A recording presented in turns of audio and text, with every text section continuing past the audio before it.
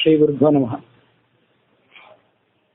ಕಳೆದ ದಿವಸ ಹಂಸ ಮತ್ತು ಡಿಭಿಕಾ ಅಂತ ಇಬ್ಬರು ರಾಜಕುಮಾರರು, ಬ್ರಹ್ಮದತ್ತ ಅನ್ನುವಂಥ ರಾಜನ ಮಕ್ಕಳು, ಅವರಿಗೆ ಜನಾರ್ದನ ಅನ್ನುವಂಥ ಒಬ್ಬ ಸ್ನೇಹಿತ, ಬ್ರಾಹ್ಮಣ ಸ್ನೇಹಿತ, ಅವರಿಬ್ಬರು ಜೊತೆಗೆ ಎಲ್ಲರೂ ಒಟ್ಟಿಗೆ ಹುಟ್ಟಿದವರು ಮತ್ತು ಒಟ್ಟಿಗೆ ವಿವಾಹಿತರಾದವರು, ಒಟ್ಟಿಗೆ ಯಾವಾಗಲೂ ಕೂಡ ಆಹಾರ ವಿಹಾರಾದಿಗಳಲ್ಲಿ ಒಡಗೂಡಿ ಇದ್ದಂಥವರು. ಒಮ್ಮೆ ಬೇಟೆಯಾಡಲಿಕ್ಕಾಗಿ ಕಾಡಿಗೆ ಹೋದಾಗ ದುರ್ವಾಸ ಋಷಿಗಳನ್ನು ನೋಡಿದರು. ದುರ್ವಾಸ ಸನ್ಯಾಸಿ ರೂಪದಲ್ಲಿದ್ದಂತಹ ದುರ್ವಾಸರನ್ನು ನೋಡಿದರು. ಅವರ ಸನ್ಯಾಸ ಧರ್ಮಕ್ಕೆ ಇವರು ನಿಂದನೆ ಮಾಡಿದರು, ಈ ಹಂಸ ಮತ್ತು ಡಿಭಿಕ ಇಬ್ಬರು ಕೂಡ.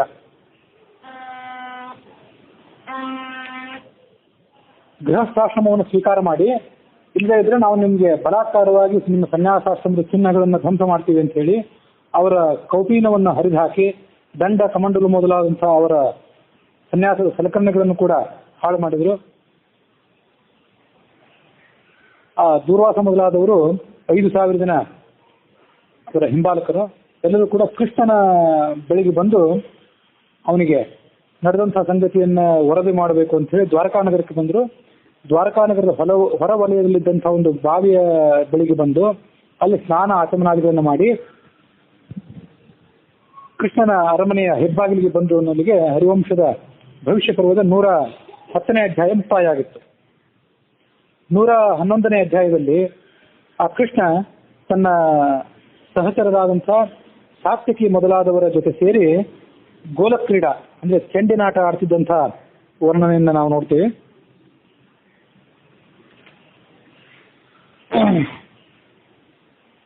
ಆಟದ ಸಮಯದಲ್ಲಿ ಆ ಕೃಷ್ಣ ಸಾತ್ಯಕಿಗೆ ಹೀಗೆ ಹೇಳ್ತಿದ್ದ, ಮೊದಲನೇ ಆಟದ ಅವಕಾಶ ನನ್ನದು, ನಾನೇ ಆಟವನ್ನು ಪ್ರಾರಂಭ ಮಾಡಬೇಕು, ಆ ನಂತರದ ಅವಕಾಶ ನಿನ್ನದು ಅಂತ ಸಾತ್ಯಕಿಗೆ ಕೃಷ್ಣ ಹೇಳ್ತಿದ್ದ.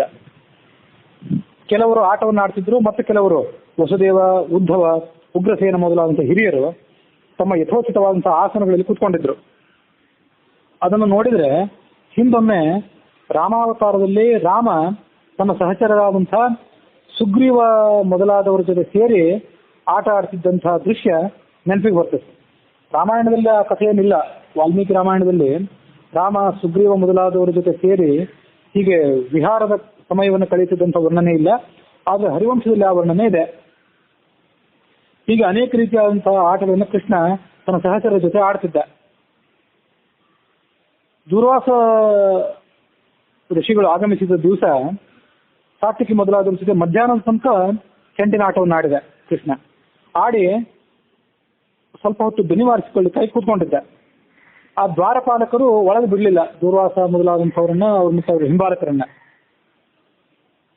ಚೆಂಡಿನ ಆಟ ನಿಂತದ್ದನ್ನು ನೋಡಿ ಕೃಷ್ಣ ದಣಿವಾರಿಸಲಿಕ್ಕೆ ಕೂತ್ಕೊಂಡಿದ್ದನ್ನು ನೋಡಿ ಇದೇ ಸಮಯ ಸೂಕ್ತ ಅಂತ ಹೇಳಿ ಅವರೆಲ್ಲರೂ ಆಲೋಚನೆ ಮಾಡಿ ಆ ದ್ವಾರದಿಂದ ಒಳಗೆ ಪ್ರವೇಶ ಮಾಡಿದರು ದೂರ್ವಾಸ ಮೊದಲಾದವರು. ಕೃಷ್ಣನನ್ನು ಸಂದರ್ಶನ ಮಾಡಿದರು. ಕೃಷ್ಣ ಅದೇ ಸಂದರ್ಭದಲ್ಲಿ ತನ್ನ ಕೈಯಲ್ಲಿ ಆ ಚೆಂಡನ್ನು ಹಿಡಿದುಕೊಂಡಿದ್ದ. ಒಂದು ಕೈ ಒಮ್ಮೆ ಚೆಂಡನ್ನು ನೋಡ್ತಾ ಇದ್ದ, ಮತ್ತೊಂದು ಕಣ್ಣಿನಿಂದ ಸಾತ್ಯಕಿಯನ್ನ ಮೇಲಿಂದ ಮೇಲೆ ನೋಡ್ತಿದ್ದ. ನೋಡಿ ಅವನ ಜೊತೆ ಮಾತಾಡ್ತಿದ್ದ. ಅಂತ ಕೃಷ್ಣನ ಮುಂದೆ ಆ ದೂರ್ವಾಸ ಮೊದಲಾದಂಥ ಋಷಿಗಳು ಕಾಣಿಸ್ಕೊಂಡ್ರು. ಆ ಯತಿಗಳ ಗುಂಪನ್ನು ನೋಡಿ ಯಾದವ ಶ್ರೇಷ್ಠ ಅಂತ ಸಾತ್ಯಕಿ, ಬಲರಾಮ, ವಸುದೇವ, ಅಕ್ರೂರ, ಉಗ್ರಸೇನ ಮೊದಲಾದವರಿಗೆ ಬಹಳ ಗಾಬರಿ ಆಯಿತು. ಯಾಕಂದ್ರೆ ಆ ಯತಿಗಳು ಯಾರೂ ಕೂಡ ಪ್ರಸನ್ನ ವದನರಾಗಿ ಸಂತುಷ್ಟ ಮನಸ್ಕರಾಗಿ ಬಂದಂತೆ ಕಾಣ್ತಿರ್ಲಿಲ್ಲ. ಅವರ ಬಟ್ಟೆ ಬರೆಗಳೆಲ್ಲವೂ ಕೂಡ ಅಸ್ತವ್ಯಸ್ತ ಆಗಿತ್ತು. ಮುಖದ ಮೇಲೆ ತೀವ್ರ ಕಳವಳದ ಚಿಹ್ನೆ ಇತ್ತು. ಹಾಗಾಗಿ ಅವರೆಲ್ಲರೂ ಕೂಡ ಗಾಬರಿಯಾಗಿದ್ರು. ಅಂಥವ್ರನ್ನು ನೋಡಿ ಇವರೆಲ್ಲರಿಗೂ ಕೂಡ ಆಶ್ಚರ್ಯ ಆಯಿತು. ಇದೇನಾಯ್ತು, ಇವರಿಗೆಲ್ಲರಿಗೂ ಕೂಡ ಏನಾಯ್ತು, ಎಲ್ಲರೂ ಒಟ್ಟಿಗೆ ಇಲ್ಲಿಗೆ ಯಾಕೆ ಬಂದಿದ್ದಾರೆ ಇಷ್ಟೊಂದು ಬೃಹತ್ ಸಂಖ್ಯೆಯಲ್ಲಿ? 3 ಲೋಕವನ್ನು ಸುಟ್ಟು ಬಿಡುವಂತೆ ಈ ಋಷಿಗಳೆಲ್ಲ ಕಾಣ್ತಾ ಇದ್ದಾರೆ. ಕೌಪೀನದ ಅರ್ಧ ಭಾಗವನ್ನು ಮಾತ್ರ ಹೊಂದಿದ್ದಾರೆ. ಯಾವುದೋ ಕಹಿ ಘಟನೆಯನ್ನು ನೆನಪಿಸಿಕೊಂಡು ಕಟಕಟನೆ ಹಲ್ಲು ಕಡಿತಾ ಇದ್ದಾರೆ ಪ್ರತಿಯೊಬ್ಬರು. ಅನೇಕ ಮಂದಿ ಋಷಿಗಳ ಕೈಯಲ್ಲಿರುವಂತಹ ದಂಡಗಳೆಲ್ಲ ಮುರಿದು ಹೋಗಿವೆ. ಹಂಸರಾಜ ಕೊಟ್ಟಂತಹ ಕಷ್ಟ ಕಾರ್ಪಣ್ಯಗಳನ್ನ ಅವರೆಲ್ಲರೂ ಕೂಡ ನೆನಪು ಮಾಡ್ಕೊಳ್ತಾ ಇದ್ರು. ಯಾದವೇಶ್ವರನ ಅಂತ ಕೃಷ್ಣನನ್ನ ದುರ್ಗುಟ್ಕೊಂಡು ನೋಡ್ತಾ ಇದ್ರು ದುರ್ವಾಸರು. ಕೃಷ್ಣ ಏನು ಅವ್ರಿಗೆ ಮಾಡಿರ್ಲಿಲ್ಲ. ಆದ್ರೆ ಎಲ್ಲ ಋಷಿ ಮುನಿಗಳ, ಸನ್ಯಾಸಿಗಳ ರಕ್ಷಣೆಯ ಜವಾಬ್ದಾರಿಯನ್ನು ಹೊತ್ತಿರ್ತಕ್ಕಂಥ ಕೃಷ್ಣನ ಅವತಾರ ಕಾಲದಲ್ಲಿಯೇ ಇದೆಲ್ಲ ಆಗಿದ್ದು ತೀವ್ರ ಅಸಮಾಧಾನಕ್ಕೆ ಕಾರಣ ಆಗಿತ್ತು ಅವರಿಗೆ. ಹಾಗಾಗಿ ಅವರನ್ನ ನೋಡಿ ಕಿಂ ಕರಿಷ್ಯತ್ಯಸೌ ಕ್ರುದ್ಧ, ಸಿಟ್ಟುಕೊಂಡಂತಹ ಈ ದುರ್ವಾಸರು ಏನ್ ಮಾಡಿಬಿಟ್ಟಾರೋ ನಮಗೆ ಅಂತ ಅವರೆಲ್ಲರೂ ಕೂಡ ಭಯ ಪಟ್ಟರು, ಆ ಯಾದವರೆಲ್ಲರೂ ಕೂಡ. ಮತ್ತು ಈ ದುರ್ವಾಸರ ಸಿಟ್ಟಿನ ಮಾತಿಗೆ ನಮ್ಮ ನಾಯಕನಾದಂಥ ಕೃಷ್ಣನಾದ್ರೂ ಏನ್ ಹೇಳ್ಬಹುದು ಅಂತ ಯಾದವರೆಲ್ಲರೂ ಆಲೋಚನೆ ಮಾಡಿ ಆ ದುರ್ವಾಸರ ಸೇವೆಯಲ್ಲಿ ನಿರತರಾದ್ರು. ಮತ್ತೆ ಕೆಲವರು ತಗ್ಗಿದ ಧ್ವನಿಯಲ್ಲಿ ಆ ಮಹರ್ಷಿಗಳಿಗೆ ವಿನಂತಿ ಮಾಡ್ಕೊಂಡ್ರು, ಇದಂ ಆಸನಂ, ಈ ಆಸನದ ಮೇಲೆ ಕೂತ್ಕೊಳ್ಳಿ, ದಣಿ ಮಾರಿಸಿಕೊಳ್ಳಿ ಅಂತ ಹೇಳಿದ್ರು. ಕೃಷ್ಣನು ಕೂಡ ತಾನು ಕೂತಂತ ಸ್ಥಳದಿಂದ ವೇಗವಾಗಿ ಧಾವಿಸಿ ಬಂದು ಆ ಮಹರ್ಷಿಗಳೇ ಇದು ನಿಮಗೆ ಕೂತ್ಕೊಳ್ಳಿಕ್ಕೆ ಯೋಗ್ಯವಾದಂತಹ ಆಸನ, ಇಲ್ಲಿ ನೀವು ಕೂತ್ಕೊಳ್ಳಿ, ನಾವು ನಿಮ್ಮ ಕಿಂಕರರಾಗಿದ್ದೇವೆ, ನಿಮ್ಮ ಸೇವೆ ಮಾಡ್ಲಿಕ್ಕೆ ಸಿದ್ಧರಾಗಿ ಬಂದಿದ್ದೇವೆ ಅಂತ ಹೇಳಿದ. ಆಸನದ ಮೇಲೆ ಅವರು ಕೂತ್ಕೊಂಡ್ರು. ಎಲ್ಲ ಯತೀಶ್ವರರು ಕೂಡ ಅವರನ್ನ ಹಿಂಬಾಲಿಸಿ ಕೂತ್ಕೊಂಡ್ರು. ಕೃಷ್ಣ ಎಲ್ಲರಿಗೂ ಕೂಡ ಸತ್ಕಾರ ಮಾಡಿದ. ಸತ್ಕಾರ ಮಾಡಿದ್ಮೇಲೆ ಅವ್ರಿಗೆ ಹೇಳಿದ, ಕಿಮರ್ಥಂ ಬ್ರೂಹಿ ವಿಪ್ರೇಂದ್ರ, ವಿಪ್ರಶ್ರೇಷ್ಠರಾದಂತಹ ದುರ್ವಾಸರೇ, ನೀವು ನನ್ನ ಪಟ್ಟಣಕ್ಕೆ ಆಗಮಿಸಲಿಕ್ಕೆ ಏನು ಕಾರಣ? ಏನಾದ್ರು ಮಹತ್ವದ ಕಾರಣ ಇದ್ದಿರಬೇಕು ಅಂತ ನಾನು ಭಾವಿಸ್ತೇನೆ. ಹಾಗಾಗಿ ಆ ಕಾರಣವನ್ನು ತಿಳಿಸಿ ಅಂತ ಹೇಳಿದ. ಸನ್ಯಾಸಿನೋ ದ್ವಿಜಶ್ರೇಷ್ಠಾ ಯೂಯಂ ವಿಗತ ಕಲ್ಮಷಾಹ ನಿಸ್ಪೃಹಾಶ್ಚ ಸದಾ ಯೂಯಂ ಅಸ್ಮತ್ತಃ ದ್ವಿಜಪುಂಗವಾಹ. ನೀವು ಸನ್ಯಾಸಿಗಳು ಆಗಿದ್ದೀರಿ, ಬ್ರಾಹ್ಮಣರು ಆಗಿದ್ದೀರಿ. ಈಗ ನಮ್ಮ ನಡುವೆ ಸನ್ಯಾಸಿಗಳು ಇರ್ತಾರಲ್ಲ, ಇವರಿಗೆ ಜಾತಿ ಅನ್ನೋದಿಲ್ಲ. ಆ ವರ್ಣಾಶ್ರಮ ಧರ್ಮಕ್ಕೆ ಸೂಚಕವಾದಂತಹ ಶಿಖೆ, ಆಮೇಲೆ ಕಚ್ಚೆ, ಜನಿವಾರ ಮೊದಲಾದವರನ್ನು ತ್ಯಾಗ ಮಾಡಿಬಿಟ್ಟಿರ್ತಾರೆ. ಹಾಗಾಗಿ ಅವರಿಗೆ ಜಾತಿಗಳೆಲ್ಲ ಇರೋದಿಲ್ಲ ಅಂತ ನನಗೆ ಎಲ್ಲೂ ಓದಿದ ನೆನಪು. ಆದರೂ ಜಾತಿಯಿಂದ ಬ್ರಾಹ್ಮಣರು ಅಲ್ಲದೆ ಇದ್ರು ಬ್ರಹ್ಮಜ್ಞಾನಿಗಳಾದ್ರಿಂದ ಅವ್ರು ಬ್ರಾಹ್ಮಣರು. ಹಾಗಾಗಿ ದ್ವಿಜಶ್ರೇಷ್ಠ ಅಂತ ಅವರನ್ನು ಸಂಬೋಧನೆ ಮಾಡಿದ್ದು ಸರಿಯಾಗ್ತದೆ ಬಹುಶಃ. ನಿಸ್ಪೃಹಾಶ್ಚ ಸದಾಯೂಯಂ ಅಸ್ಮತ್ತಃ ದ್ವಿಜಪುಂಗವಾಹ. ನಾವೆಲ್ಲರೂ ಗೃಹಸ್ಥಾಶ್ರಮದ ಸುಖಗಳಲ್ಲಿ ತೇಲಾಡುವಂಥವ್ರು, ನಮಗಿಂತ ನೀವು ನಿಸ್ಪೃಹರಾದವರು, ನಿರ್ಲಿಪ್ತವಾದಂಥ ಜೀವನ ನಡೆಸುವಂಥವ್ರು. ಹಾಗಾಗಿ ನಿಮಗೆ ನಾವೇನು ಕಾರ್ಯವನ್ನು ಇವತ್ತು ಮಾಡಿಕೊಡ್ಬೇಕಾಗಿದೆ ಅದನ್ನು ತಿಳಿಸಿ ಅಂತ ಕೃಷ್ಣ ಹೇಳಿದ. ನನಗನ್ಸೋ ಮಟ್ಟಿಗೆ ನಿಮ್ಮ ಹೃದಯದಲ್ಲಿ ಯಾವುದೇ ಅಪೇಕ್ಷೆ ಇಲ್ಲ. ಯಾಕಂದ್ರೆ ಎಲ್ಲ ಅಪೇಕ್ಷೆಗಳನ್ನ ಮೀರಿಯೇ ನೀವು ಸನ್ಯಾಸಾಶ್ರಮವನ್ನ ಸ್ವೀಕಾರ ಮಾಡಿದಂಥವ್ರು. ಬೇರೆ ಬ್ರಾಹ್ಮಣರಿಗಾದ್ರೆ ಕ್ಷತ್ರಿಯರಿಂದ, ರಾಜರಿಂದ ಮತ್ತು ಗೃಹಸ್ಥರಿಂದ ಪಡ್ಕೊಳ್ಬೇಕಾದಂತಹ ಅನೇಕ ಸಂಗತಿಗಳು ಇರ್ತವೆ, ಅದು ಅವ್ರಿಗೆ ಸಹಜ. ಆದ್ರೆ ನಿಮಗೆ ಮಾತ್ರ ಅಂತ ಯಾವುದೇ ಸಂಗತಿ ಇರ್ಲಿಕ್ಕಿಲ್ಲ. ಆದ್ರೆ ಅದಕ್ಕೊಂದು ಏನಾದ್ರು ಬೇರೆ ಕಾರಣ ಇದ್ದಿರಬೇಕು. ಹೀಗೆ ಹೇಳಿದ ಕೂಡಲೇ ಆ ದುರ್ವಾಸರ ಕೋಪ ಮತ್ತಷ್ಟು ಹೆಚ್ಚಾದ ಕೂಡಲೇ ಅವರು ಉಗ್ರ ರೂಪವನ್ನು ತಾಳಿದ್ರು. ಅವರು ಕೃಷ್ಣನಿಗೆ ಹೇಳಿದರು, ನಜಾನೇ ಇತಿ ಕಸ್ಮಾತ್ವಂ ಬ್ರೂಷೇನೋ ಯಾದವೇಶ್ವರನ ಅಂತ ಕೃಷ್ಣನೇ, ಈ ಸನ್ಯಾಸಿಗಳ ದುಃಖಕ್ಕೆ ಏನು ಕಾರಣ ನನಗೆ ಗೊತ್ತಿಲ್ಲ ಹೇಳಿ ಅಂತ ನೀ ಹೇಳ್ತಿದ್ಯಲ್ಲ, ಈ ಮಾತನ್ನು ಯಾಕೆ ಹೇಳ್ತಿದ್ದಿ ನೀನು? ನಮ್ಮೆಲ್ಲರನ್ನು ವಂಚನೆ ಮಾಡ್ಲಿಕ್ಕಾಗಿ ನೀನು ಈ ತರ ಹೇಳ್ತಿದ್ದಿ ಅಂತ ನಾನು ಭಾವಿಸ್ತೇವೆ. ಯಾಕೆಂದ್ರೆ ನಾವು ಸನ್ಯಾಸಿಗಳು ಪುರಾತನರು, ಬಹಳ ಪ್ರಾಚೀನ ಕಾಲದಿಂದಲೂ ಸನ್ಯಾಸಾಶ್ರಮದಲ್ಲಿ ನಾವು ಆಸಕ್ತರಾಗಿ ಬಂದಂಥವ್ರು, ಎಲ್ಲಾ ವಿಷಯಗಳನ್ನು ತಿಳ್ಕೊಂಡಂಥವ್ರು. ನೀನು ಯಾರು, ನಿನ್ನ ಸ್ವರೂಪವೇನು, ನಿನ್ನ ಅವತಾರದ ಹಿನ್ನೆಲೆ ಏನು, ಇದನ್ನೆಲ್ಲವನ್ನೂ ನಾವು ತಿಳ್ಕೊಂಡಿದ್ದೇವೆ. ಸತ್ಯಾನಂದ ಸ್ವರೂಪ ನೀನೇ ಆಗಿದ್ದಿ, ಎಲ್ಲ ಪ್ರಾಣಿಗಳ ಸಾಕ್ಷೀಭೂತನೂ ನೀನೇ ಆಗಿದ್ದಿ. ಧ್ಯಾನ ಯೋಗದಿಂದ, ಕರ್ಮಯೋಗದಿಂದ, ಭಕ್ತಿ ಯೋಗದಿಂದ ಋಷಿಗಳು ಯಾರನ್ನು ಧ್ಯಾನ ಮಾಡ್ತಾರೋ ಅಂತ ಪರಮ ಪದದಲ್ಲಿ ಆರೂಢನಾದಂತಹ ವ್ಯಕ್ತಿಯು ನೀನೇ ಆಗಿದ್ದಿ. ನಾವು ಬಂದಿರೋದಕ್ಕೆ ಕಾರಣ ನಿಮಗೆ ತಿಳಿದೇ ಇರಬೇಕು. ಆಗ ತಿಳಿದಿದ್ರೂ ಕೂಡ ಏನು ತಿಳಿದಿಲ್ಲ ಅನ್ನುವಂತೆ ವರ್ತನೆ ಮಾಡ್ತಿದ್ಯಲ್ಲ, ಇದಕ್ಕಿಂತ ದುಸ್ಸಾಹಸದ ಮಾತು ಬೇರೆ ಯಾವುದಿದ್ದೀತು? ಹಾಗಾಗಿ ನೀನು ನಮ್ಮನ್ನು ವಂಚನೆ ಮಾಡ್ಲಿಕ್ಕಾಗಿ ಇಂತಹ ಮಾತುಗಳನ್ನು ಆಡಬೇಡ ಅಂತ ಹೇಳಿದ್ರು ಅವರು. ಪರೋಕ್ಷಂ ಯದಿ ಕಿಂಚಿತ್ ಸ್ಯಾತ್ ಸವ ವಕ್ತುಂ ಪ್ರಯುಜ್ಯತೆ ನಜಾನೇ ಇತಿ ಗೋವಿಂದ ಮಾವಾದಿ ಸಾಹಸಂ ಹರೇ. ಭಗವಂತನೇ, ನಿನ್ನ ಕಣ್ಣುಗಳಿಗೆ, ನಿನ್ನ ಪಂಚೇಂದ್ರಿಯಗಳಿಗೆ, ನಿನ್ನ ತಿಳುವಳಿಕೆಗೆ ಮೀರಿದ ವಸ್ತು ಯಾವುದಾದ್ರೂ ಇದ್ದರೆ ಆವಾಗ ನಾವು ಹೌದು ನಿನಗೆ ಗೊತ್ತಿಲ್ಲ ಅಂತ ಹೇಳಿ ನಾವು ಹೇಳ್ಬೋದಿತ್ತು.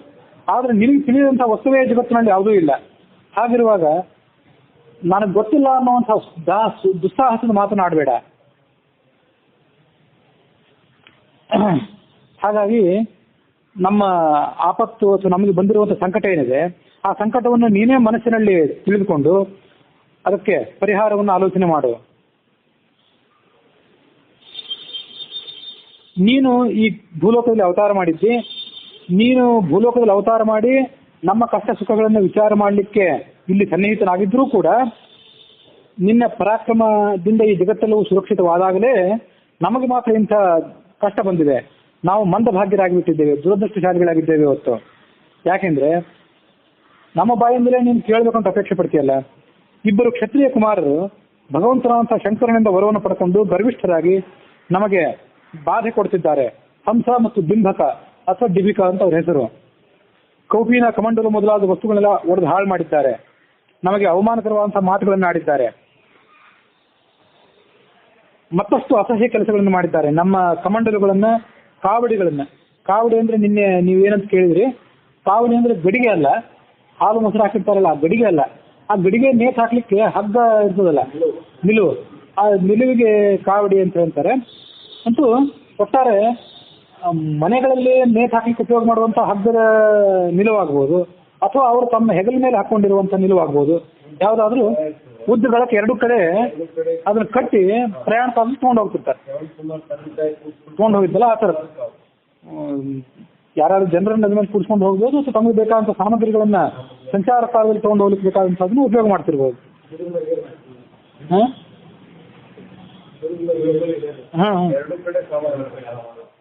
ಎರಡು ಕಡೆ ಸಾಮಾನುಗಳನ್ನು ಸಮತೋಲನ ಮಾಡ್ಕೊಂಡು ತಗೊಂಡು ಹೋಗ್ತಿರ್ತಾರೆ.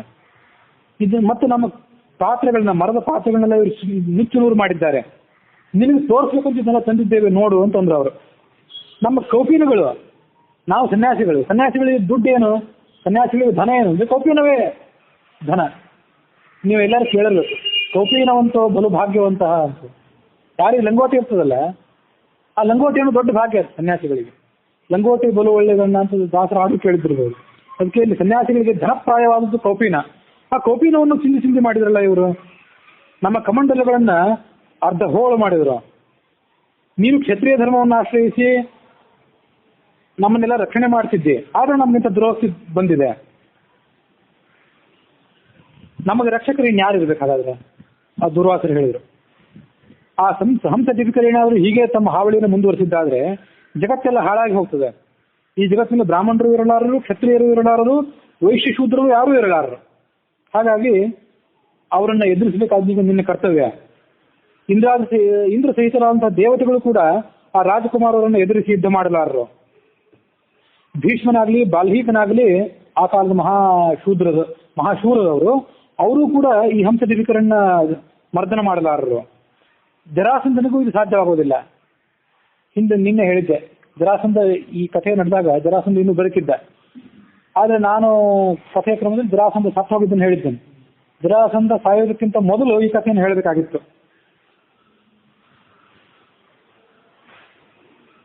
ಹೀಗೆ ಆ ಹಂಸ ಡಿಬಿಕರಿಬ್ಬರು ತಮ್ಮ ಉಪಟಳವನ್ನ ಮುಂದುವರಿಸಿದ್ದಾರೆ. ಅವರಿಬ್ಬರನ್ನು ಕೂಡ ಸಂಹಾರ ಮಾಡಿ 3 ಲೋಕಗಳನ್ನು ರಕ್ಷಣೆ ಮಾಡು, ಇಷ್ಟು ಮಾತ್ರ ನಾನು ಹೇಳ್ತೇನೆ ಅಂತ ಹೇಳಿ ದುರ್ವಾಸರು ತಮ್ಮ ಮಾತನ್ನ ಉಪಸಂಹಾರ ಮಾಡಿದರು. ಅಲ್ಲಿಗೆ 111ನೇ ಅಧ್ಯಾಯ ಮುಕ್ತಾಯ ಆಗಿದೆ. 112ನೇ ಅಧ್ಯಾಯದಲ್ಲಿ ಬರುವಂತ ಸಂಗತಿ ಏನಂದ್ರೆ, ಕೃಷ್ಣ ದೀರ್ಘವಾಗಿ ನಿಟ್ಟುಸಿರು ಬಿಟ್ಟ. ಆ ಸನ್ಯಾಸಿಗಳಿಗೆ, ತನ್ನ ಭಕ್ತರಾದವರಿಗೆ ಬಂದು ಒದಗಿದಂಥ ಕಷ್ಟವನ್ನು ನೋಡಿ, ಕ್ಷಂತವ್ಯಂ ಭವತಾ ಸರ್ವಂ ಅಂದ. ಪೂಜ್ಯರೇ, ನನ್ನ ಎಲ್ಲ ಅಪರಾಧಗಳನ್ನು ಕ್ಷಮೆ ಮಾಡಿ, ಇದೆಲ್ಲವೂ ಕೂಡ ನನ್ನ ದೋಷದಿಂದ ಆಗಿದೆ ಅಂದ ಅವನು. ನಾನು ಗೋಬ್ರಾಹ್ಮಣ ಪರಿಪಾಲಕನಾಗಿ ಇಲ್ಲಿದ್ದಾಗ ನಿಮಗೆ ಸರ್ ಆಗಬಾರ್ದಿತ್ತು, ಆದರೂ ಆಯ್ತಲ್ಲ ಇದು ನನ್ನ ದೋಷ ಅಂದ. ನೇರವಾಗಿ ಅವನಿಂದ ಆಗಿರ್ಲಿಲ್ಲ, ಅವನು ಗೂಂಡಾಗಳಿಂದಲೂ ಅದಾಗಿರ್ಲಿಲ್ಲ, ಆಗಿದ್ದು ವಿರೋಧಿಗಳಿಂದ ಆಗಿತ್ತು. ಅದನ್ನು ತನ್ನ ಮೇಲೆ ಹಾಕ್ಕೊಂಡ ಅವನು. ನನ್ನ ಒಂದು ಮಾತನ್ನು ಕೇಳಿದ ನಂತರ ನೀವು ಶಾಂತರಾಗಿರಿ ಅಂದ. ಜೇಷ್ಯಾಮಿತವು ರಣೇ ವಿಪ್ರ. ಜ್ಞಾನಿಗಳೇ, ಆ ಹಂಸ ಡಿಬಿಕರಿಬ್ಬರನ್ನು ಕೂಡ ನಾನು ಪರಾಭವಗೊಳಿಸ್ತೇನೆ. ಶಿವನ ವರದಾನವಾದರೂ ಇರಲಿ, ಅಥವಾ ಇಂದ್ರ ಕುಬೇರರ ವರದಾನವಾದರೂ ಇರಲಿ, ಯಮ ವರುಣ ಚತುರ್ಮುಖ ಬ್ರಹ್ಮ ಬೇಕಾದವರ ವರದಾನ ಇರಲಿ, ಆ ಹಂಸ ಡಿಬಿಕರಿಬ್ಬರನ್ನು ಕೂಡ ನಾನು ಮೆಟ್ಟಿ ನಿಲ್ತೇನೆ ಅಂದ ಕೃಷ್ಣ. ಸತ್ಯೇನೈವ ಶತಾನ್ಯದ್ಯ, ಸತ್ಯದ ಮೇಲೆ ಆಣೆ ಮಾಡಿ ಹೇಳ್ತೇನೆ, ಅವರಿಬ್ಬರನ್ನು ನಾನು ದಮನ ಮಾಡ್ತೇನೆ.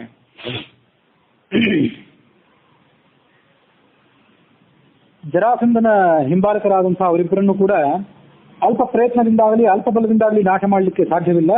ಹಾಗಾಗಿ ನಾನು ಅವರನ್ನ ವಿಶೇಷ ಪ್ರಯತ್ನ ಮಾಡಿ ಸಂಹಾರ ಮಾಡ್ತೇನೆ. ಅವರು ಎಲ್ಲಿ ವಾಸ ಮಾಡ್ತಿದ್ದಾರೋ, ಎಲ್ಲೆಲ್ಲಿ ಅವ್ರು ಸಂಚಾರ ಮಾಡ್ತಿದ್ದಾರೋ ಅಲ್ಲಿಗೆ ನಾನು ಹೋಗ್ತೇನೆ. ಹೋಗಿ ಅವರಿಗೆ ನಾನು ಶಿಕ್ಷೆ ಕೊಡ್ತೇನೆ. ನೀವು ಹೆದರಬೇಕಾಗಿಲ್ಲ, ನಿಮಗೆ ಬೇಕಾದಲ್ಲಿ ನೀವು ಸಂಚಾರಕ್ಕೆ ಹೋಗಿ ಅಂತ ಹೇಳಿದ ಕೃಷ್ಣ ದುರ್ವಾಸರಿಗೆ. ದುರ್ವಾಸರು ಪರಮ ಪ್ರೀತರಾದರು. ಸ್ವಸ್ತ್ಯಸ್ತು ಭಗವತೆ ಕೃಷ್ಣ ಜಗತಾಂ ಸ್ವಸ್ತಿ ಕುರುವತೆ. 3 ಲೋಕಗಳಿಗೂ ಮಂಗಳವನ್ನುಂಟು ಮಾಡುವಂಥ ಕೃಷ್ಣನೇ ನಿನಗೆ ಮಂಗಳವಾಗಲಿ. ನಿನಗೆ ಅಸಾಧ್ಯವಾದಂತಹದ್ದು ಜಗತ್ತಿನಲ್ಲಿ ಯಾವುದೂ ಕೂಡ ಇಲ್ಲ. ವಿಷ್ಣು ದೇವ ಹರೇ ಕೃಷ್ಣ ನಮಸ್ತೆ ಚಕ್ರಪಾಣಯೇ ನಮಃ ಸ್ವಭಾವ ಶುದ್ಧಾಯ ನಿಯತಾಯ ಚ ಶಬ್ದ ಗೋಚರ ದೇವೇಶ ನಮಸ್ತೆ ಭಕ್ತವತ್ಸಲ ಅಜ್ಞಾನಾದಥವಾ ಜ್ಞಾನಾತ್ ಎನ್ಮಯೋಕ್ತಂ ಕ್ಷಮಸ್ವತುತೆ. ವೇದ ಮಂತ್ರಗಳಿಂದ ಸ್ತುತಿಸಲ್ಪಡುವಂಥವನೇ, ಅಜ್ಞಾನದಿಂದಲೋ ಸುಜ್ಞಾನದಿಂದಲೋ ನಾನು ನಿನಗೇನಾದರೂ ಅಪರಾಧ ಮಾಡಿದ್ರೆ ಅದನ್ನು ಕ್ಷಮೆ ಮಾಡು. ತ್ವಮೇವಾಹಂ ಜಗನ್ನಾಥ ನಾವಯೋರಂತರಂ ಪೃಥಕ್. ದುರ್ವಾಸರು ಶಿವನ ಅವತಾರ. ಅದರಿಂದ ಅವ್ರೇನು ಹೇಳಿದ್ರು ಅಂದ್ರೆ, ತ್ವಮೇವಾಹಂ ಜಗನ್ನಾಥ, ಕೃಷ್ಣನೇ ನೀನೇ ನಾನಾಗಿದ್ದೇನೆ, ನಾನೇ ನೀನಾಗಿದ್ದೆ, ನಮ್ಮಿಬ್ಬರಲ್ಲಿ ಪ್ರತ್ಯೇಕವಾದಂತಹ ಅಂತರ ಯಾವುದೂ ಇಲ್ಲ. ಆಗ ಭಗವಂತ ಮತ್ತೆ ಹೇಳಿದ ಅವರಿಗೆ,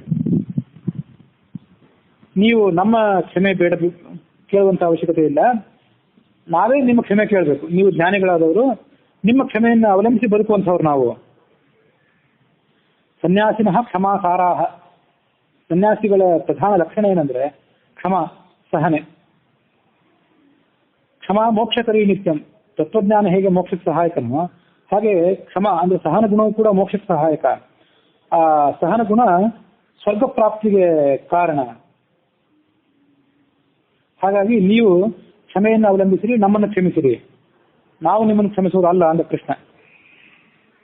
ನಿಮಗೆ ನಾನಿವತ್ತು ಸತ್ಕಾರ ಮಾಡುವನಿದ್ದೇನೆ, ನೀವೇನು ಬಂದಿದ್ದೀರಿ ಮತ್ತು ನಿಮಗೆ ಮತ್ತು ನಿಮ್ಮ ಹಿಂಬಾಲಕರೆಲ್ಲರಿಗೂ ಕೂಡ ನಾನು ಭೋಜನ ಮಾಡಿಸ್ತೀನಿ ಮತ್ತು ನಿಮಗೆ ಕಳೆದು ಹೋಗಿರುವಂತಹ ಎಲ್ಲ ವಸ್ತುಗಳನ್ನು ಮತ್ತೆ ಕೊಡಿಸ್ತೇನೆ ಅಂತ ಹೀಗೆ ಕೃಷ್ಣ ಹೇಳಿದ ಮೇಲೆ ಆ ಸನ್ಯಾಸಿಗಳೆಲ್ಲರೂ ಕೂಡ ಕೃಷ್ಣನ ಮನೆಯಲ್ಲಿ ಭೋಜನ ಮಾಡ್ಲಿಕ್ಕೆ ಒಪ್ಪಿದ್ರು.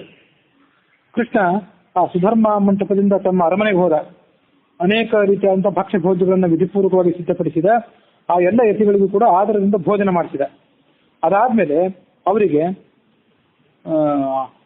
ಕಳ್ಕೊಂಡಂತ ಕೌಪೀನಗಳಿತ್ತಲ್ಲ, ಅವೆಲ್ಲ ಹತ್ತಿ ಕೌಪೀನಗಳಿದ್ದಿರ್ಬೇಕು, ಹತ್ತಿ ಬಟ್ಟೆಗಳಿದ್ದಿರ್ಬೇಕು. ಈಗ ಅವರಿಗೆ ರೇಷ್ಮೆಯ ಸುಂದರವಾದಂತಹ ಮೃದುವಾದಂತಹ ವಸ್ತುಗಳನ್ನು ಕೊಡಿಸಿದ. ತರಿಸಿ ಅವನ್ನೆಲ್ಲವನ್ನು ಹರಿದು ಅವರಿಗೆ ಕೌಪೀನ ರೂಪವಾಗಿ ಹಂಚಿಕೊಟ್ಟ.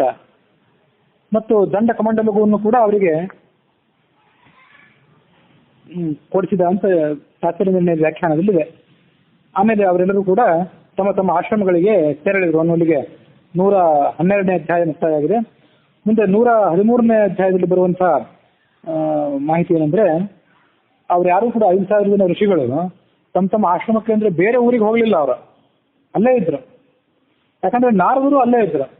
ಆ ನಾರದ ಮತ್ತೆ ದುರ್ವಾಸರ ನಡುವೆ ತತ್ವಜ್ಞಾನ ವಿಚಾರ, ಶಾಸ್ತ್ರಾರ್ಥ ವಿಚಾರ ಇತ್ಯಾದಿಗಳು ಪ್ರಾರಂಭವಾದವು. ಪರಬ್ರಹ್ಮನ ತತ್ವವನ್ನು ಕುರಿತು ಚಿಂತನೆ ಮಾಡ್ತಾ ಅವರು ಅಲ್ಲೇ ಸುಖವಾಗಿ ಕಾಲ ಕಳೀತಿದ್ರು. ಮತ್ತು ಕೃಷ್ಣನು ಕೂಡ ನನ್ನ ಅರಮನೆಯಲ್ಲೇ ವಾಸ ಮಾಡಿಕೊಂಡಿರಿ ಅಂತ ಹೇಳಿದ್ದ ಅವರಿಗೆ.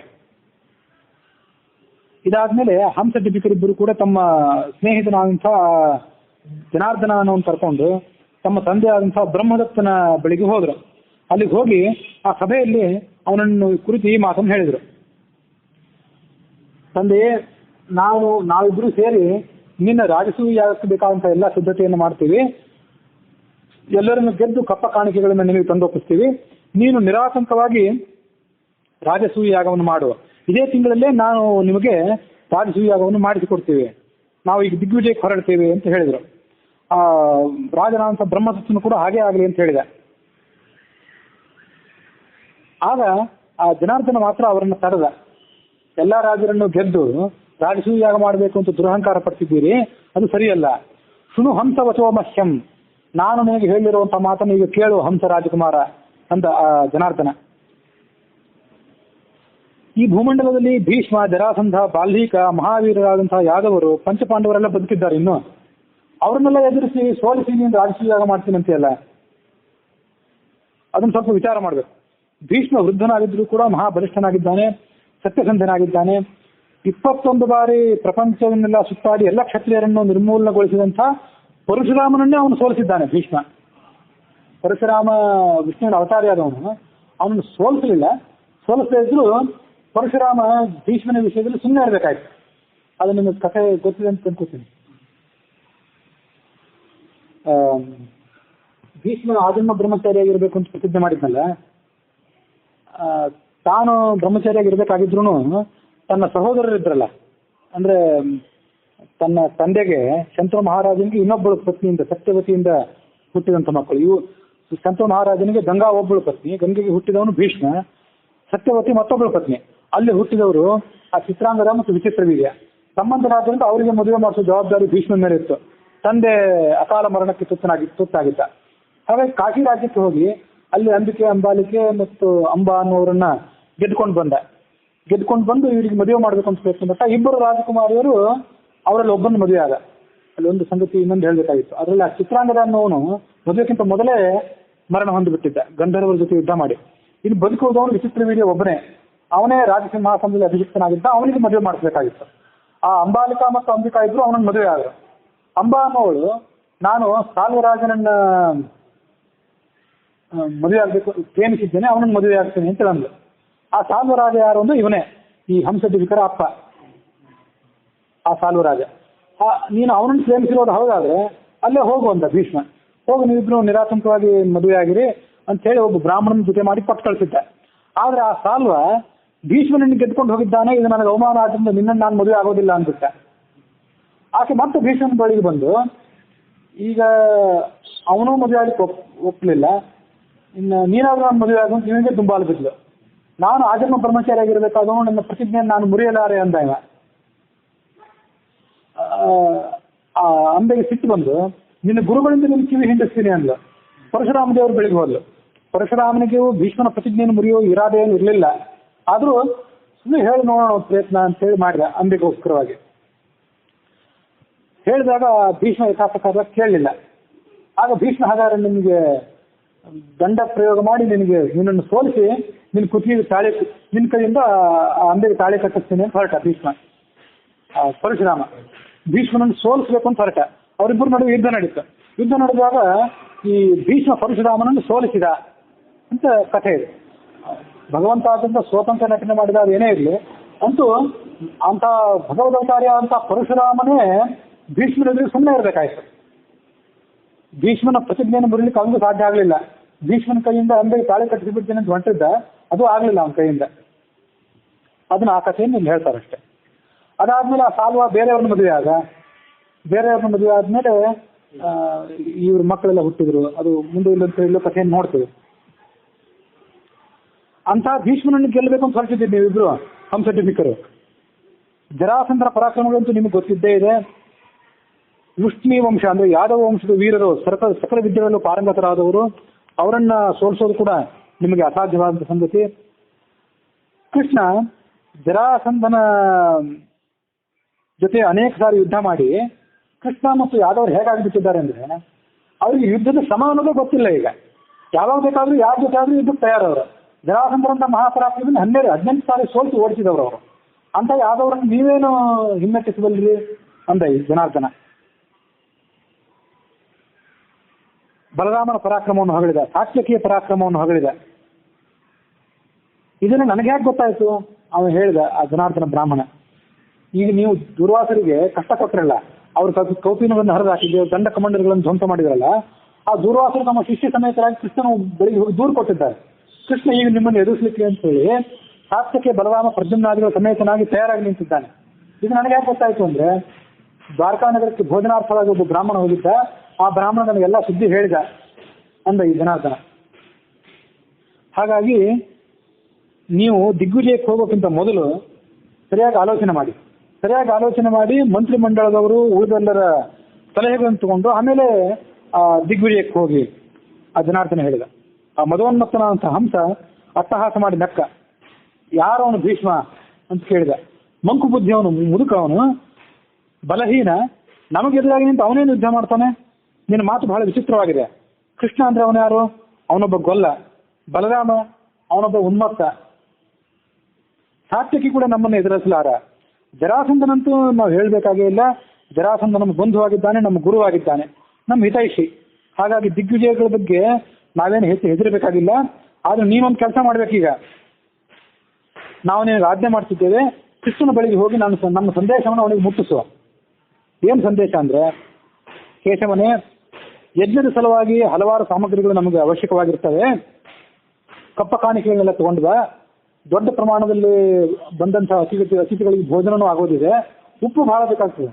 ಸಕ್ಕರೆ ಬೆಲ್ಲ ಇತ್ಯಾದಿ ಸಮೇತ ಉಪ್ಪು ಬೇಕು. ಹೇಗೂ ಸಮುದ್ರ ತೀರದಲ್ಲಿ ವಾಸ ಮಾಡ್ಕೊಂಡಿದ್ವಿ, ಬೇಕಾದಷ್ಟು ಉಪ್ಪು ನನ್ನ ಕಡೆ ಇದ್ದಿರಬೇಕು. ಆ ಉಪ್ಪಿನ ಕಾಣಿಕೆಯನ್ನು ಒಂದಿಷ್ಟು ತೊಗೊಂಡು ಬಂದ್ಬಿಡು ಬೇಗ. ನಾನಾ ಥರದ ಉಪ್ಪು, ಸಮುದ್ರದಲ್ಲಿರುವಂಥ ಹಲವಾರು ಉಪ್ಪುಗಳನ್ನ ಸಂಗ್ರಹ ಮಾಡ್ಕೊಂಡು ಬಾ, ಅವಸರ ಮಾಡಬೇಡ.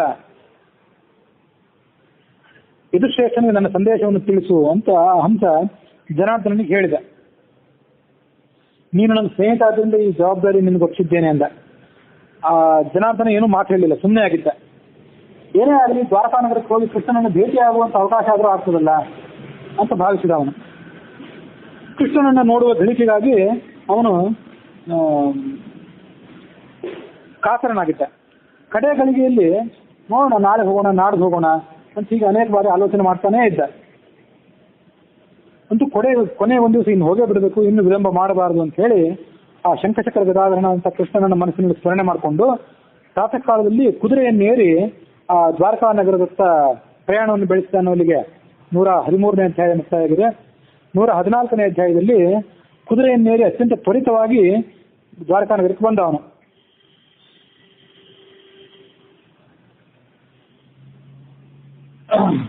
ಕುದುರೆಗೆ ಚಾವಟಿಯಿಂದ 4 ಸರಿ ಬಾರಿಸಿದ, ಬೇಗ ಹೋಗು ಕೃಷ್ಣನ ಬಳಿಗೆ, ಕೃಷ್ಣನನ್ನು ನೋಡ್ಬೇಕು ಅಂತ ಅಪೇಕ್ಷೆ ಪಟ್ಟಿದ್ದೇನೆ, ಬಹಳ ಹಂಬಲ ಇದೆ ಅಂತ. ಹಾಗೆ ನೋಡಿದ್ರೆ ಈ ಹಂಸ ರಾಜಕುಮಾರ ಮತ್ತು ಡಿಬಿಕ ಇವರಿಬ್ರು ಬಹಳ ದುಷ್ಟರು ಅಂತ ನಾನು ಭಾವಿಸಿದ್ದೇನೆ. ಹೌದು, ಆದ್ರೆ ಅವರಿಂದ ನನಗೆ ಒಂದು ಒಳ್ಳೆ ಉಪಕಾರವೇ ಆಯ್ತು. ಕೃಷ್ಣನ ಸಂದರ್ಶನ ಆಯ್ತಲ್ಲ. ಈಗ ಅಕ್ರೂರ ಕಂಸನ ದೂತನಾಗಿ ಕೃಷ್ಣನ ಕಡೆ ಬಂದಿದ್ನಲ್ಲ, ಹಾಗೆ ಈ ಜನಾರ್ದನ ಹಂಸ ಡಿಬಿಕರ ದೂತನಾಗಿ ಕೃಷ್ಣನ ಕಡೆ ಹೊರಟಿದ್ದ.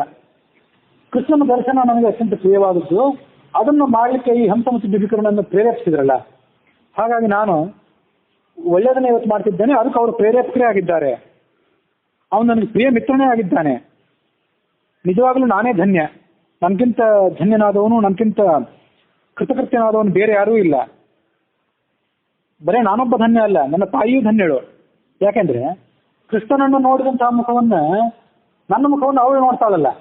ಅವಳು ನೇರವಾಗಿ ಕೃಷ್ಣನ ನೋಡದೇ ಇರ್ಬೋದು, ಕೃಷ್ಣನನ್ನು ನೋಡಿದಂತಹ ನನ್ನ ಮುಖವನ್ನು ಅವಳು ನೋಡ್ತಾಳೆ. ಆ ರಾಘವೇಂದ್ರ ಸ್ವಾಮಿ ಸ್ತೋತ್ರದಲ್ಲಿ ಒಂದು ಶ್ಲೋಕ ಇದೆ, ಅದನ್ನ ಬೇಕಾದ್ರೆ ಆಮೇಲೆ ಯಾವ್ದಾದ್ರು ಗಮನಿಸಿ.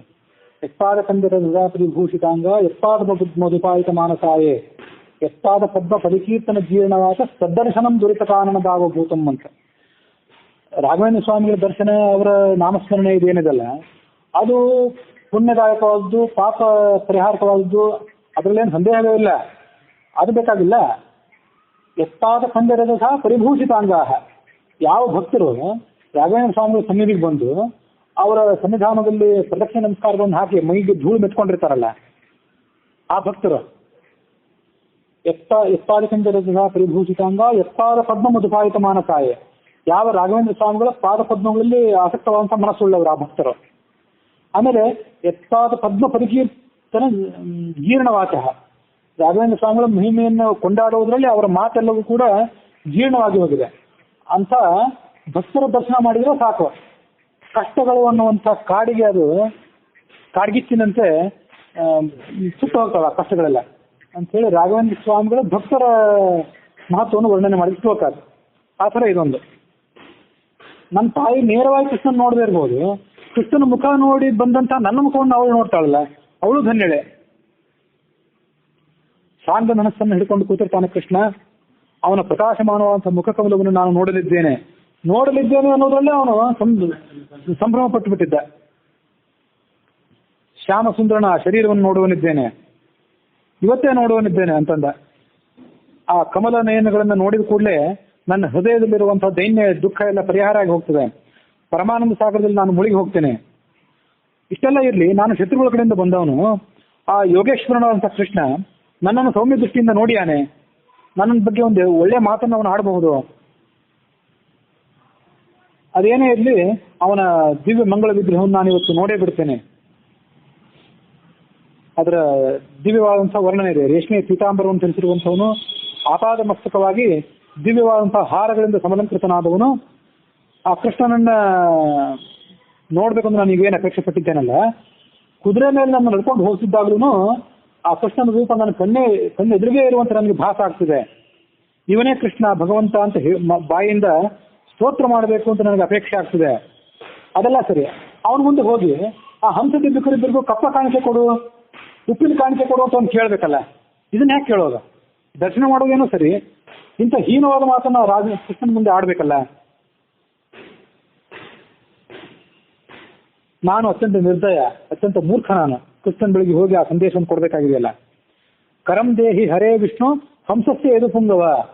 ಹಂಸನಿಗೆ ನೀನು ಕರವನ್ನು ಕೊಡು ಕೃಷ್ಣನೇ ಅಂತ ಅವನು ಕೇಳೋದಾದ್ರೂ ಹೇಗೆ? ನಾನು ಅತ್ಯಂತ ನಿರ್ಲಜ್ಜ, ಮೂರ್ಖ ಶಿಖಾಮಣಿ.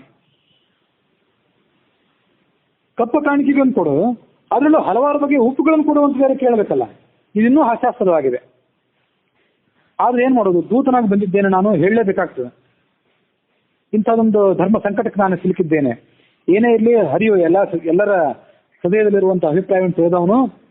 ಹಾಗಾಗಿ ನಾನು ಹಂಸ ಡಿಬಿಕರ ಸಂದೇಶವನ್ನು ಅವನು ಮುಂದೆ ಹೋಗಿ ಮುಟ್ಟಿಸಿದ್ರು ಕೂಡ ನನ್ನ ಮನಸ್ಸು ಶುದ್ಧವಾಗಿದೆ ಅನ್ನೋದನ್ನ ಅವನು ತಿಳ್ಕೋತಾನೆ. ಯಾಕಂದ್ರೆ ನನ್ನ ಮನಸ್ಸಿನಲ್ಲಿ ದೋಷ ಯಾವುದೂ ಇಲ್ಲವೇ ಇಲ್ಲ. ಹಾಗಾಗಿ ನನ್ನನ್ನು ಅವನು ರಕ್ಷಣೆ ಮಾಡ್ತಾನೆ. ಮಾಡಲಿ. ರಕ್ಷಾಮ್ಯಹಂ ಜಗನ್ನಾಥಂ ನೀಲ ಕುಂಚಿತ ಮೂರ್ಧಜಂ.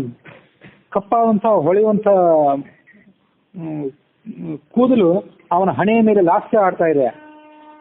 ಶ್ರೀವತ್ಸ ಚಿಹ್ನೆಯಿಂದ ತೊಳಗುತ್ತಿರುವಂಥ ವಕ್ಷಸ್ಥಳವುಳ್ಳವನು ಕೃಷ್ಣ, ಅವನನ್ನು ನಾನೀಗ ನೋಡ್ತೇನೆ.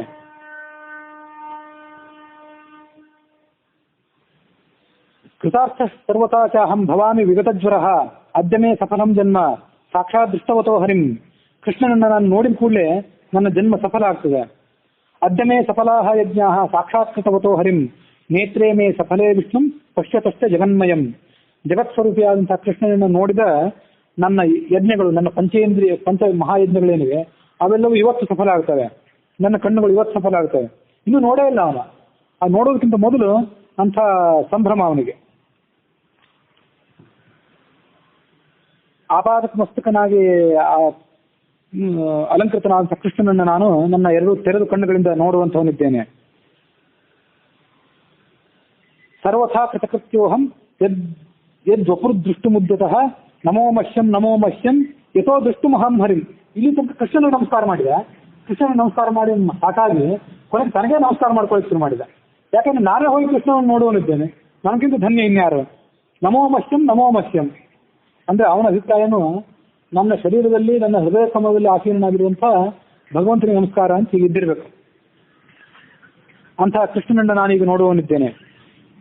ಶ್ರೀಕೌಸ್ತುಭೋದ್ಭವ ರುಚಿ ಸ್ಫುರಿತೋರ್ವಕ್ಷ ಪೀತಾಂಬರಂ ಮಕರ ಕುಂಡಲ ಪಂಕಜಾಕ್ಷಂ ಕೃಷ್ಣಂ ಕಿರೀಟ ವರಚಕ್ರ ಗದೋಧ್ವಹಸ್ತಂ ತೇಜೋಮಯಂ ಮಮ ಹರೇರ್ ವಪುರಸ್ತು ಭೂತ್ಯೈ. ಶ್ಲೋಕಗಳ ಅಭಿಪ್ರಾಯ ಎಲ್ಲರಿಗೂ ಗೊತ್ತಿದ್ದೇ ಇದೆ. ಅಂತಹ ಅಲಂಕೃತವಾದಂತಹ ಕೃಷ್ಣನ ಸ್ವರೂಪ ನನಗೆ ಅಭಿವೃದ್ಧಿಯನ್ನು ಮಾಡಲಿ, ನನಗೆ ಕಲ್ಯಾಣವನ್ನು ಮಾಡಲಿ ಅಂತ ಸ್ತೋತ್ರ ಮಾಡಿದ್ದಿದೆ. ಇಲ್ಲೊಂದು ಶ್ಲೋಕ ಇದೆ. ಇದು ಪ್ರಾಯ ವಾದಿರಾಜರಿಗೆ ಸ್ಫೂರ್ತಿಯನ್ನು ಕೊಟ್ಟ ಶ್ಲೋಕ ಇದ್ದಿರಬೇಕು. ವೇದೋದಧೌ ವಿಶದ ಶಾಸ್ತ್ರ ಮಹಾಹಿಯೋಗೆ ನಿಷ್ಣಾತ ಶುದ್ಧಮತಿ ಮಂಥರ ಮಧ್ಯಮಾನೆ ವಿದ್ಯೋತಮಾನಂ ಅಮರೈರನಿಶಂ ನಿಷೇವ್ಯಂ ನಾರಾಯಣಾಖ್ಯಂ ಅಮೃತಂ ಪ್ರತಿಭಾಮಿ ವಾದ್ಯ. ನಾನಿವತ್ತು ಹೋಗಿ ಆ ನಾರಾಯಣ ಅನ್ನುವಂಥ ಅಮೃತವನ್ನು ಪಾನ ಮಾಡ್ತೇನೆ ಅಂತ ಹೇಳಿದ ಅವನು. ಶ್ರೀಮನ್ನಾರಾಯಣ ಏನಿದ್ದಾನಲ್ಲ ಅವನೇ ಅಮೃತದಂತೆ.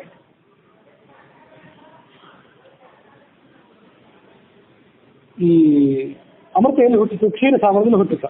ಅಲ್ಲಿ ಮಂದರ ಪರ್ವತಕ್ಕೆ ವಾಸುಕಿಯನ್ನು ಹಗ್ಗವನ್ನಾಗಿ ಮಾಡಿ ಅದನ್ನು ಕಡಿದ್ರು. ಅಲ್ಲಿ ಆಮೇಲೆ ಅಮೃತ ಹುಟ್ಟಿತು. ಇಲ್ಲಿ ನಾರಾಯಣನೇ ಅಮೃತ. ಇಲ್ಲಿ ಕ್ಷೀರಸಾಗರ ಯಾವುದು, ಮಂದರ ಪರ್ವತ ಯಾವುದು, ವಾಸುಕಿ ಯಾವುದು, ಅದನ್ನೆಲ್ಲ ಹೇಳ್ತಾರೆ ಈ ಶ್ಲೋಕದಲ್ಲಿ. ವೇದ ಅನ್ನುವಂಥದ್ದೇ ಸಮುದ್ರ. ವೇದೋದಧೌ, ವೇದ ಅನ್ನೋದು ಸಮುದ್ರದಂತೆ. ಆಮೇಲೆ ಉಳಿದ ಶಾಸ್ತ್ರಗಳೇನಿವೆ ಆ ಶಾಸ್ತ್ರವೇ ಮಹಾಸರ್ಪ. ವಿಷದ ಶಾಸ್ತ್ರ ಮಹಾಹಿಯೋಗೆ, ಸ್ಮೃತಿಗಳು ಪುರಾಣಗಳು ಇವೆಲ್ಲ ಏನಿವೆ ಅವು ಆ ಸರ್ಪದಂತೆ. ನಿಷ್ಣಾತ ಶುದ್ಧ ಮತಿ ಮಂಥರ ಮತ್ಯಮಾನೆ. ಅಲ್ಲಿ ಮಂದರ ಪರ್ವತ ಇತ್ತು. ಇಲ್ಲಿ ಮಂದರ ಪರ್ವತ ಯಾವುದು ಅಂದ್ರೆ ನಮ್ಮ ಬುದ್ಧಿಯ ಮಂದರ ಪರ್ವತ. ಶಾಸ್ತ್ರಗಳು ಪುರಾಣಗಳು ಏನಿವೆಲ್ಲ ಅವುಗಳನ್ನು ನಮ್ಮ ಬುದ್ಧಿಯ ಮೂಲಕವಾಗಿ ನಾವು ಮಂಥನ ಮಾಡಿ ಅದರಿಂದ ನಾರಾಯಣನ ತತ್ವವನ್ನು ಕಂಡುಕೋಬೇಕು ಅಂತ ಅದರ ಅಭಿಪ್ರಾಯ. ಹೀಗೆ ಕಡದಾದ್ಮೇಲೆ ನಾರಾಯಣ ಅನ್ನುವಂಥ ಹೆಸರಿನ ಅಮೃತ ಬಂತು. ಆ ಅಮೃತವನ್ನು ದೇವತೆಗಳು ಪಾನ ಮಾಡಿದ್ರು. ಆ ಅಮೃತವನ್ನು ಪಾಲನೆ ಮಾಡಿದ್ರು. ಈ ನಾರಾಯಣನನ್ನು ದೇವತೆಗಳು ಸ್ಮರಣೆ ಮಾಡ್ತಾರೆ ಅಂತ ಶ್ಲೋಕ ಏನಿದೆ. ನಾರಾಯಣಾಖ್ಯಂ ಅಮೃತಂ ಪ್ರತಿಭಾಮಿ, ನಾನು ಆ ಅಮೃತವನ್ನು ಕುಡಿತೀನಿ ಅಂತ ಇವನು ಹೇಳಿದ. ವಾದರಾಜರು ರುಕ್ಮಿಣಿ ವಿಷಯದಲ್ಲಿ ಶ್ರೀ ವೇದಾಂತ ಮಹಾಚಲಂ ವಿಪರೀತಃ ಸಂಯೋಜ್ಯ ಸೂತ್ರಾಹಿಪಂ ಸತ್ವಾಪಾಗಮ ಪೋಷಿತಾತ್ಮ ಹೃದಯಂ ಸತ್ಸೂರ ಪಕ್ಷಾಸುರೈಹಿ ಸಿದ್ಧಾಂತೋಕ್ತಿ ಸುರೇಶ್ವರೇಶ್ವ ಮತ್ತಃ ಯಕೃಷ್ಣ ದುಗ್ಧಾಂಬುದಿ ಸ್ವೀಯಾನಾಂ ಅಮೃತಂ ಪ್ರಯಚ್ಛಿತು ಸಮಾನ್. ಪೂರ್ಣ ಶ್ಲೋಕ ನೆನಪಿಗೆ ಬರ್ತಿಲ್ಲ. ವಾದಿರಾಜರು ಅಲ್ಲೇನು ವರ್ಣನೆ ಮಾಡಿದ್ರು ಒಂದು ಕೃಷ್ಣನನ್ನ, ಈ ಶ್ಲೋಕದಲ್ಲಿ ಕೃಷ್ಣನನ್ನು ಅಮೃತಕ್ಕೆ ಹೋಲಿಸಿದ ವರ್ಣನೆ, ಅಲ್ಲಿ ಕೃಷ್ಣನನ್ನ ಕ್ಷೀರ ಸಮುದ್ರಕ್ಕೆ ಹೋಲಿಸಿದ ವರ್ಣನೆ. ಶ್ರೀಕೃಷ್ಣ ದುಗ್ಧಾಂಬುದಿ, ಕೃಷ್ಣನನ್ನ ಕ್ಷೀರಸಾಗರಕ್ಕೆ ಹೋಲಿಸಿ ವರ್ಣನೆ ಮಾಡಿದಂತ ಮೊದಲನೇ ಶ್ಲೋಕ ಅದು. ಆ ರುಕ್ಮಿಣೀಶಿಗೆ ಕಾವ್ಯದ ಮೊದಲನೇ ಸರ್ಗದ ಮೊದಲನೇ ಶ್ಲೋಕ. ಅಲ್ಲಿಯೂ ವೇದಾಂತ ಮಹಾಚಲಂ, ಈ ಪರ್ವತಗಳು ಸರ್ಪಗಳು ಇವುಗಳ ಸ್ಥಾನ ಅಷ್ಟೇ ಸ್ವಲ್ಪ ಬದಲಾಗುತ್ತೆ. ವೇದಾಂತ ಅಂದ್ರೆ ಉಪನಿಷತ್ತುಗಳು, ಆ ಉಪನಿಷತ್ತುಗಳೇ ಮಹಾ ಅಚಲ, ದೊಡ್ಡ ಮಂದರ ಪರ್ವತ. ಸಂಯೋಜ್ಯ ಸೂತ್ರಾಹಿಕಂ, ಅಲ್ಲಿ ಸರ್ಪ ಯಾವುದು, ವಾಸುಕಿ ಸರ್ಪ ಯಾವುದು ಅಂದ್ರೆ ಬ್ರಹ್ಮಸೂತ್ರಗಳು, ವೇದವ್ಯಾಸಗಳಿಂದ ರಚಿತವಾದಂತಹ ಬ್ರಹ್ಮಸೂತ್ರಗಳೇನಿವೆ ಅವೇ ಅಲ್ಲಿ ಸರ್ಪ. ಸದ್ವಾತಾಮ ಪೋಷಿತಾತ್ಮ ಹೃದಯಂ, ದೇವತೆಗಳು ಮತ್ತು ರಾಕ್ಷಸರು ಇಬ್ಬರು ಕೂಡ ಅಲ್ಲಿ ಸಮುದ್ರ ಮಥನ ಮಾಡುವಾಗ ಅವರಿಗೆ ಬಹಳ ದಣಿವಾಗಿತ್ತು. ಆಗ ಮಂದಾನಿಲ ಅಲ್ಲಿ ಬೀಸಿ ಅವರ ದಣಿವನ್ನು ಕಡಿಮೆ ಮಾಡಿತ್ತು ಅಂತ ವರ್ಣನೆ ಇದೆ ಪುರಾಣಗಳಲ್ಲಿ. ಇಲ್ಲಿ ವಾಯುವಿನ ಅವತಾರಿಯಾದಂತಹ ಮಧ್ವರು ತಮ್ಮ ಶಾಸ್ತ್ರಗಳನ್ನು ರಚನೆ ಮಾಡಿ ಆ ವೇದಾಂತಗಳಿಗೆ, ಗೀತೆಗಳಿಗೆ, ಪುರಾಣಗಳಿಗೆ ಮತ್ತು ಋಗಾದಿ ಭಾಷೆಗಳಿಗೆ ಉಪಕಾರ ಮಾಡಿದ್ರಲ್ಲ, ಅಂದ್ರೆ ಅವರ ಅರ್ಥವನ್ನ ವಿವರಣೆ ಮಾಡಿದ್ರಲ್ಲ. ಸದ್ವಾತಾಗಮ ಪೋಷಿತಾತ್ಮ ಹೃದಯಂ, ಶ್ಲೋಕ ನೆನಪಿಗೆ ಬರ್ತಿಲ್ಲ. ಅಂತೂ ವಾದರಾಜರು ರಚನೆ ಮಾಡಿದ ಶ್ಲೋಕದಲ್ಲಿ ಕೃಷ್ಣ ಆ ಕ್ಷೀರ ಸಮುದ್ರಕ್ಕೆ ಹೋಲಿಸಲ್ಪಟ್ಟಿದ್ದಾನೆ, ಇಲ್ಲಿ ಆ ಕೃಷ್ಣನನ್ನು ಅಮೃತಕ್ಕೆ ಹೋಲಿಸಿದ ಘಟನೆ. ಅಂತೂ ಇದು ವೇದವ್ಯಾಸರಿಂದ ರಚಿತವಾದ ಹರಿವಂಶ, ಇದರಿಂದ ಅವರು ಸ್ಫೂರ್ತಿ ಪಡೆದಿರಬೇಕು ಅಂತ ಆಲೋಚನೆ. ಜ್ಯೋತಿ ತ್ರಿಲೋಕ ಜನನಂ ತ್ರಿದಶೈಕ ವಂದ್ಯಂ ಅಕ್ಷ್ಣೋರ್ ಮಮಾಸ್ತು ಸತತಂ ಹೃದಯಚ್ಯುತಾಕ್ಷಂ. ಮೂರು ಲೋಕದಲ್ಲೂ ಪೂಜಿತವಾದಂತಹ ಕೃಷ್ಣ ಅನ್ನುವಂಥ ಜ್ಯೋತಿ ಏನಿದೆ ಅದು ನನ್ನ ಹೃದಯದಲ್ಲಿ ಪ್ರಕಾಶಿಸಲಿ ಅಂತ ಹೀಗೆ ಅವನು ಭಾವಿಸಿಕೊಂಡ. ಈ ಮೂರು ಶ್ಲೋಕಗಳೇನಿವೆ ಮಂಗಳಾಚರಣದಲ್ಲಿ, ಈ ಯಾವ್ದಾದ್ರು ಅಷ್ಟಾವಧಾನದಲ್ಲಿ, ಪುರಾಣದಲ್ಲಿ ಹೇಳಬೇಕಾದಂಥ ಕೆಲವು ಅದ್ಭುತವಾದಂಥ ಶ್ಲೋಕಗಳು. ಎಲ್ಲರೂ ಒಂದ್ಸರಿ ಆಮೇಲೆ ಬರೆದು ಇಟ್ಕೊಂಡು ಅದನ್ನು ಉಪಯೋಗ ಮಾಡ್ಕೊಳ್ತಿರ್ಬೇಕಾದ್ರೆ. ಹೀಗೆ ಆಲೋಚನೆ ಮಾಡಿ ಅವನು ಆ ದ್ವಾರಕಾ ನಗರವನ್ನ ಹೋಗಿ ತಲುಪಿದ ಅಂತನಲ್ಲಿ 114ನೇ ಅಧ್ಯಾಯ ಮುಕ್ತಾಯ ಆಗಿದೆ.